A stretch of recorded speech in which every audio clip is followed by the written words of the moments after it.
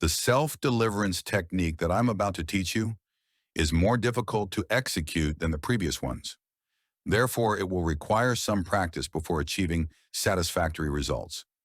Before explaining this technique, it would be helpful to remember what chakras are and their function, which, by the way, I had already explained in a previous video.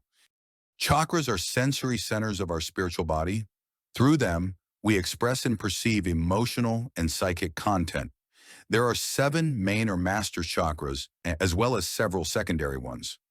When any of these chakras suffer energetic blockages due to the invasion of malignant spiritual entities, our mental, emotional, or physical capacities, depending on the affected chakra, will be significantly diminished or repressed.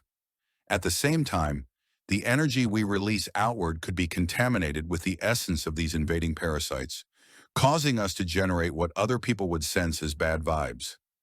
Now, to remove these harmful entities from our chakras, we will need to use the divine authority of Jesus Christ or apply a spiritual energy flow technique, such as the one I will present you next.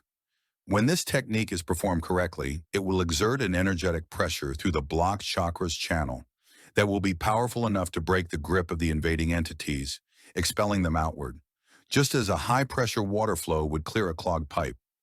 To perform this technique, the first thing that we need to do is to locate the blockage by sensing the area of our body where we feel the emotional, energetic, or physical discomfort. Once this is done, we will visualize and circulate a vigorous energy flow through the clogged channel, which will apply a pressure force against the blockage created by the invading spirit. If the strength of our energy flow is weak, it will not be able to pass through the blockage. Now, if the flow is of medium strength, it will pass through the blocked chakra partially, giving us a slight feeling of relief or freedom, but without expelling the blocking entity, which will soon reinforce the blockage, causing us to lose any progress achieved. To effectively remove the blockage, we must expel the entity that created it by channeling an energy flow large and powerful enough to completely pass through the block conduit, propelling the entity out of our being. And while it's not impossible, it is somewhat unlikely to succeed on the first attempt. This technique, as I mentioned before, becomes more powerful and efficient with practice, leaving us with multiple failed attempts along the way.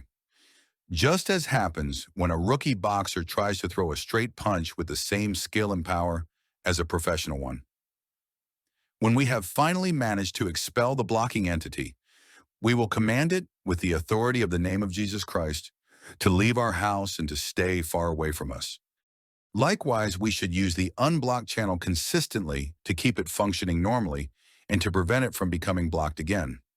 This is because any emotional or psychic capacity that is not used constantly will tend to become blocked over time, either naturally or due to the invasion of spiritual negative entities. I am aware that some of the content of this video will not be easily assimilated by some people. This is due to the inherent subjectivity that implies the topic of generating and conducting spiritual energy flows. These flows can only be fully understood once we acquire a certain practical mastery over them. I wish you success in the execution of this technique, and I will see you in the next video.